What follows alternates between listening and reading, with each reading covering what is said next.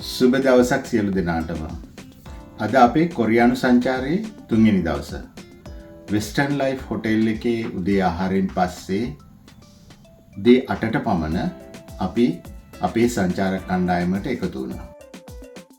අපි අද කොහෙද යන්නේ? අපි අද ඉක්සාන් වල ඉඳලා ජොයෙන්ජු බලා පිටත් වෙනවා. මෙහිදී අපගේ මුල්ම නැවතුම වන්නේ ජොයෙන්ජු හැනොක් විලේජ් නැරඹීමටයි.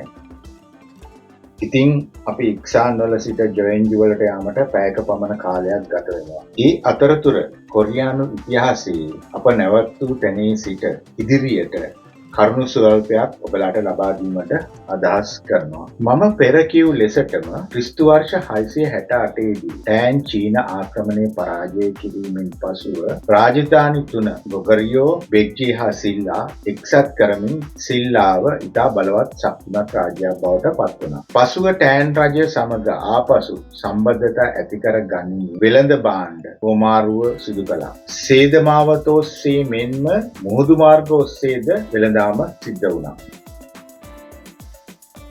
මේ අතරතුර බිඳවැටුණු ගොගරියෝ රාජ්‍යයේ විවිධ ගලවාගත් අය විසින් නැවත බල්හේ නමින් රාජ්‍යයක් ඇති කර සිල්ලා සමග සටන් කර පැරණි ගොගරියෝ රාජ්‍යයේ වැඩි කොටසක් අයිති කරගත්තා. මෙය අතිවිශාල රාජ්‍යයක් වූ අතර ක්‍රිස්තු වර්ෂ 926 දී බෙග්ඩූසන් කන්ද උපුරා යාම හා කයිටන් ආක්‍රමණයෙන් මෙම රාජ්‍ය බිඳවැටුණා.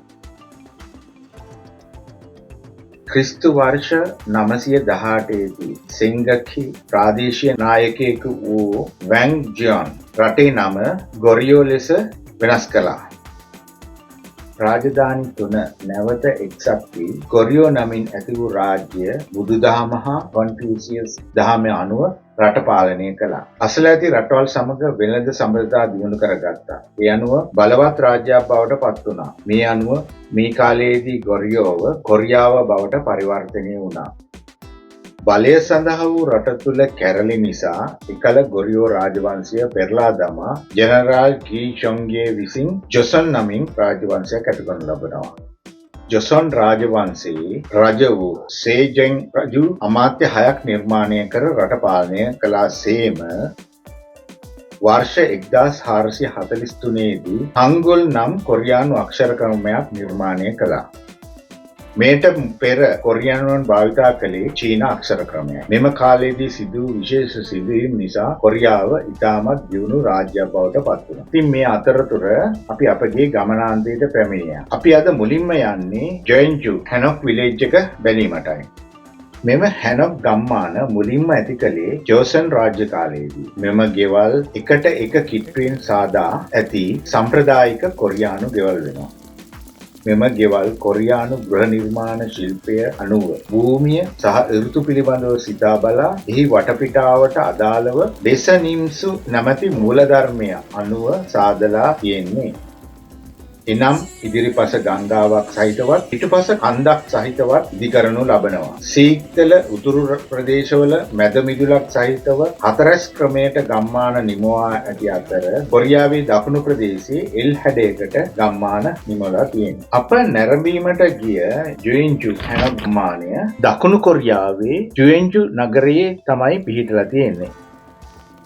මෙම ගම්මානය පූනෙම්ඩොන් ප්‍රදේශය හා ජියෝඩොන් යන ප්‍රදේශ දෙක යා කරන ගම්මානයක් ලෙස හැඳින්වෙනවා. මෙහි සම්ප්‍රදායික කොරියානු නිවාස 800ක් පමණ තියෙනවා.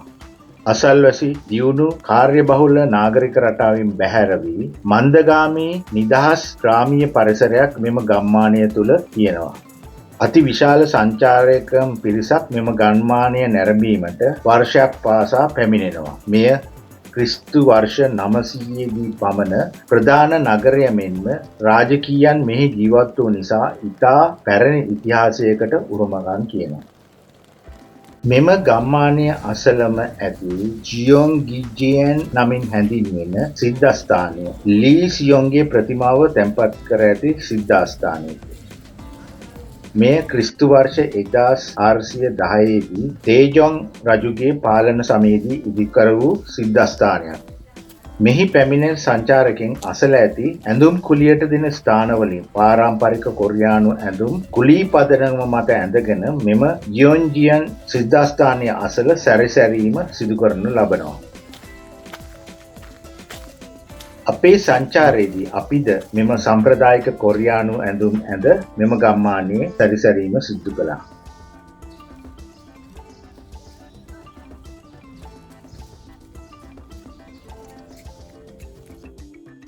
මෙම ගම්මානයේ අසලමැති තවත් සිද්ධාස්ථානයක් වන්නේ ජියොන්ඩොන් කැතඩ්‍රල් නමින් හැඳින්වෙන ජියොන්ඩොන් ආසන දෙව්මැදුරයි. මෙය කතෝලික සිද්ධාස්ථානයක්. රෝම බයිසැන්ටියානු ශෛලයේ ගොතික් සම්ප්‍රදායට අනුව ඉදිකර ඇති මෙම දෙව්මැදුර 1908 හා 1914 අතර කාලයේදී වික්ටර් ලුවී වොයිස්නෙල් දේවගතිකාරයා විසින් සාද වූ දේවමාලිගාවක්. මේ අසල කිතිරුම් බැතිමතුන් දිවි පුදා තියෙනවා. මෙම සිද්ධාස්ථාන නැරඹීමෙන් පසු අපගේ දවල් ආහාරය ඒ අසලම ඇති හෝටලයක අපිට ලෑස්ති කරලා තිබුණා. අද අපගේ ආහාරය වුණේ බිබිම්බක් දවල් ආහාරයක්. මේකට කියන්නේ බිබිම්බක් ලන්ච් කියලා. කුමක්ද මේ බිබිම්බක් කියලා කියන්නේ? අපි මේ ගැන සරලව කතා කළොත් බිබිම්බක් කියන්නේ මස් බිත්තර සහ විවිධ එළවලු මිශ්‍ර බත් ආහාරයක් ලෙස සැලකිය හැකියි. බිබින් යනු වචනේ තේරුම මිශ්‍ර කිරීම වන අතර බප් යනු බත්ය. සම්ප්‍රදායික ආහාර වේලක සමතුලිතතාවයේ ඇති කරන රස පහ මෙම කෑමට ඇතුළත් වෙනවා. ලුණු, පැණි, සැරමිරිස්, ඇඹුල් සහ තිත්ත යන රසවල් මේ රස පහට ඇතුළත් වෙනවා. එසේම මෙම ආහාරයට වර්ණ පහක්ද ඇතුළත් වෙනවා. රතු, කොළ හෝ නිල්, කහ, සුදු හා කළු යන මෙම වර්ණ පහ මෙම ආහාර ද්‍රව්‍යයේ ඇතුළත් වී තියෙන්න ඕනේ. මෙම ආහාර ද්‍රව්‍යයට මූල ද්‍රව්‍ය පහකුත් පෙන්වුම් කරනවා. එනම් ගින්දර, දරහොලි, පොළව, ලෝහ හා වතුර යන ද්‍රව්‍ය සංකේතවත් කරනවා. ඒ සමග අපට ගැවසිය හැකි කොම්පස් එකේ තියෙන ස්ථාන පහක්ද මෙයින් පෙන්වුම් කරනවා. උතුර, දකුණ, බටහිර, නැගෙනහිර හා මධ්‍යය මෙය සංකේතවත් කරනවා. එසේම ඔවුන්ගේ විශ්වාසය අනුව මෙම ආහාරය මිනිසුන්ගේ ප්‍රධාන අවයවය පහකට බලපැවැත්වෙන ආහාරයක් වෙනවා. එනම් හදවත, අක්මාව, ආමාශය, පෙනහළු හා වකුගඩු යන අවයවයි. ඉතින් මෙම බිබින්බස් දවල් ආහාරය ගැනීමෙන් පස්සේ අපි අපගේ ඊළඟ නැරඹුමට යාමට බසයට ගොඩ වුණා. අපගේ ඊළඟ නැරඹුම වන්නේ බෙගයන්සා නැමැති කොරියානු බෞද්ධ සිද්ධාස්ථානය බැලීමට යාමටයි. බෙගයන්සා යනු කොරියානු බෞද්ධ ධර්මයට අනුකූල වූ ප්‍රධාන විහාරස්ථානයක් වෙනවා. දකුණු කොරියාවේ දකුණු ජෙයෙල්ලා පළාතේ ජැන්සොන් ප්‍රාන්තයේ බුකාමියෙන්හි මෙම සිද්ධාස්ථානය පිහිටා තියෙනවා. බෙග්ජේ රාජධානි කාලයේ ඉදිකෙරුණු මෙම සිද්ධාස්ථානය නයිජැන්සාන් ජාතික වනෝද්‍යානයේ බෑවුමේ පිහිටා තියෙන්නේ. විහාරස්ථානයේ මුල් නම බෙගෙම්සා කියලා තමයි කියන්නේ. එක් රාජධානි කාලවල නම් මාරු වීමෙන් පසු අවසානයේ බෙග්ගැන්සා නම ලබා දුන්නා. එහි තේරුම සුදු එළු දේවාලය යන්නයි. බෞද්ධ භික්ෂුවක් නෙළුම් සූත්‍රයේ කියවන අවස්ථාවේදී ඔහුට සුදු එළුවන් දැකීමට ලැබීම නිසා මෙය සුදු එළු දේවාලය ලෙස නම් තැබුණා. මෙම විහාරස්ථානයේ දැනට භික්ෂුණියක් හා සූපවේදිනියක් වන ජෙන් ක්වෑන් ජීවත් වන ස්ථානයයි. විහාරස්ථානයේ සෑම ගොඩනැගිල්ලක්ම නෙළුම් මලින් කැටයම් කර තියෙනවා. බුද්ධ ධර්මයේ මහායාන නිකායට අයත් වන මෙම විහාරස්ථානයේ ප්‍රගුණ කරන්නේ මහායාන බුදුදහමයි. විහාරස්ථානයට ඇතුළු වන ස්ථානයේ ඇති දොරටුව දෙපස විශාල ප්‍රතිමා 4ක් සාදලා තියෙනවා. කොරියානු ධර්මයට අනුව ස්වර්ගීය රජවරුන් 4 දෙනාගේ රූප ලෙස මෙම ප්‍රතිමා හඳුන්වනවා. කොරියානු බුද්ධ ධර්මයට අනුව ස්වර්ගීය රජවරු 4 දෙනෙකු බෞද්ධ ධර්මය හා එහි ගැන්වීම් 4 දිසාවෙන් ආරක්ෂා කරනු ලබනවා. හින්දු දේව ධර්මයට අනුව ස්වර්ගීය රජවරු 4 දෙනා සක්‍ර දේවේන්ද්‍රයාට සේවය කිරීමට 4 දිසාව නියෝජනය කරමින් ලොව ආරක්ෂා කරනවා. පුරාණ මහායාන බෞද්ධ දර්ශනයට අනුව මෙය විශ්වයේ කේන්ද්‍ර ස්ථානයයි. එලෙසම මෙම රජවරු අඩි 750ක් උස වන අතර වසර මිලියන 9ක් ජීවත් වෙනවා යයි බෞද්ධ විශ්වාසයයි. මෙම රජවරු 4 දෙනාගෙන් පළමු හා නායකයා වන්නේ දාමුන් චොන්වන්. සංස්කෘත භාෂාවෙන් වෛශ්‍රවණ වන මොහු උතුර ආරක්ෂා කරනවා. චෛත්‍යයක් හෝ පැගෝඩාවක් අතදරා සිටින්නා මොහුයි. මොහු මරණය හා අධ්‍යාත්මික භාවය සිහි ගන්වනවා.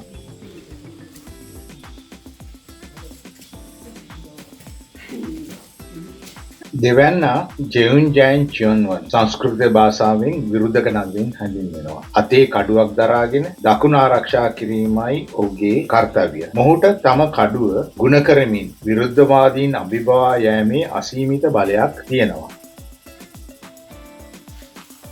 තුන්වැන්නා ජිගුප්ට් චියොන්වන් සංස්කෘතික භාෂාවෙන් මිතරාෂ්ට්‍ර නමින් ඔහු හඳුන්වනවා. අතේ වීණාවක් අල්ලාගෙන ඇති අතර නැගෙනහිර ආරක්ෂා කිරීම ඔහුගේ කර්තව්‍යයි. වීණාවේ තත්වලින් ඔහු සුළඟ, ගිගුරුම්, අකුණු හා හිම වැනි කාලගුණක පර්යාස පාලනය කරනවා. හතරවැනියා වන්නේ ගවන්මොක් චොන්වන් සංස්කෘතික භාෂාවෙන් විරූපක්ෂ වන අතර මොහු අතකින් මකරකු හා අනික් අතින් මැණිකක් අල්ලාගෙන බටහිර ආරක්ෂා කරනවා. එසේම බුදුදහමට මිනිසුන් නැඹුරු කිරීම සියලු දේ දැකීම ඔහුගේ කර්තව්‍යයි. අපි සිංහල භාෂාවෙන් සතරවරම් දෙවිවරු ලෙස හඳුන්වන්නේ මේ දෙවිවරුන්ව තමයි. මෙම විහාරස්ථානයේ කුඩා ගංගාවක් අසල පසකින් මීදුමෙන් වැසුණු කඳු පන්තියක වැවුමේ ඉදිකරලා තියෙන්නේ. සේම ඉතාමත් රමණීය නිස්කලංක පරිසරයක තමයි මෙම විහාරස්ථානය පිහිටලා තියෙන්නේ.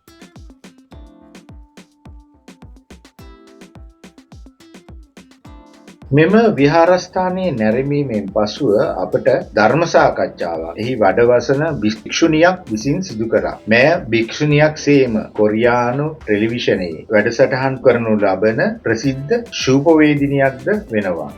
ඇගේ නම ජියොන් ක්වාන් පේ.